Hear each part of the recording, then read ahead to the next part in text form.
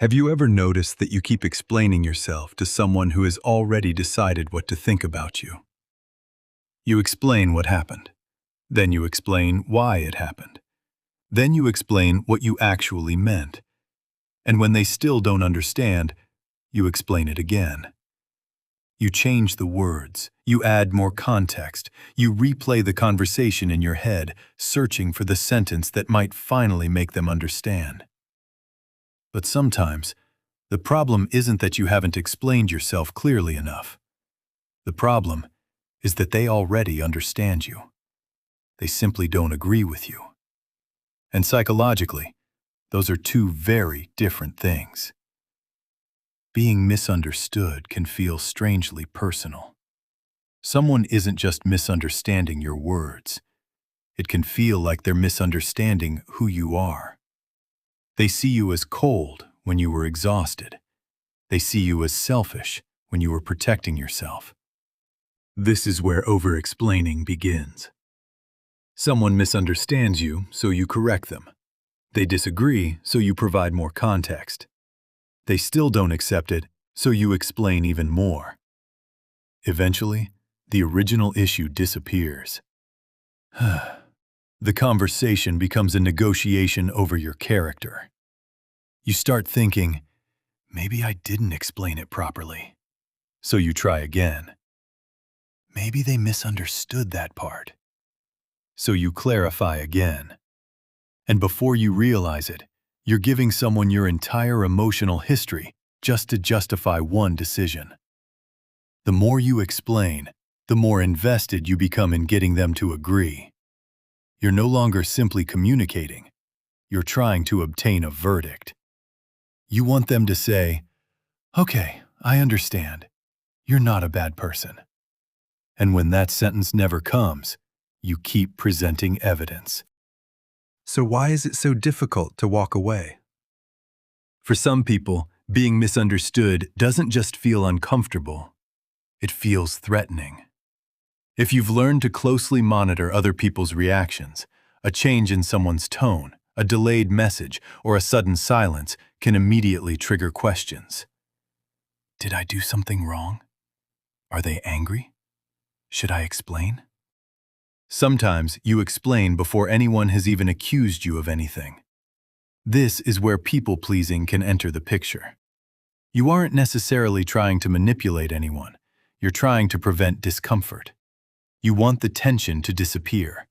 You want the other person to be okay with you. And sometimes, you want to be okay with yourself.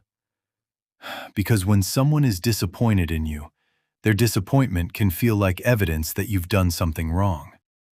So you apologize, you explain, you soften the boundary, you add another paragraph, anything to make the discomfort disappear. There is nothing wrong with explaining yourself. Healthy communication requires clarification. The problem begins when explanation becomes self-abandonment. When you've already communicated clearly, but you keep defending yourself because someone doesn't like your answer. Imagine someone asks you for something you don't want to give. You say, "No, I can't do that." They become disappointed, and suddenly you feel guilty. So you add an explanation, then another, then another. Your simple no becomes a courtroom defense. But your boundaries don't require permission. Someone being disappointed doesn't automatically mean you've done something wrong.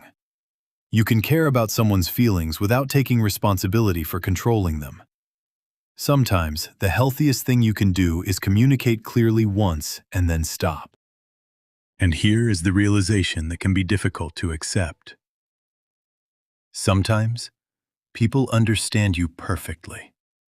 They know why you're upset. They know why you walked away. They know why you said no. They simply don't like the answer. You can explain yourself perfectly and still be disliked. You can communicate honestly and still be misunderstood. You can make a reasonable decision and still disappoint someone. You can be a good person and still be the villain in someone else's version of the story. Emotional maturity isn't becoming impossible to misunderstand. It's becoming capable of surviving being misunderstood. Because the moment you accept that you cannot control everyone's perception of you, you stop spending your entire life trying to manage it. The next time you feel the urge to over-explain, ask yourself 3 questions. First, have I actually been unclear? If yes, clarify. If no, stop. Second, am I communicating information, or am I trying to change their opinion of me? If you're trying to control their opinion, you're fighting a battle you cannot win. Third, would I still explain this if I knew they were never going to agree with me? Sometimes, the answer tells you everything. You don't need to be understood by everyone. You can tell the truth without forcing someone to accept it. You can set a boundary without defending your right to have one. You can walk away without leaving behind another 5 paragraphs of explanation. Your worth isn't determined by how accurately someone else describes you. Sometimes you've already explained enough. The next step isn't finding better words. It's learning when to stop talking. Say what is true. Say what you need. Set the boundary. And then, let them think what they think.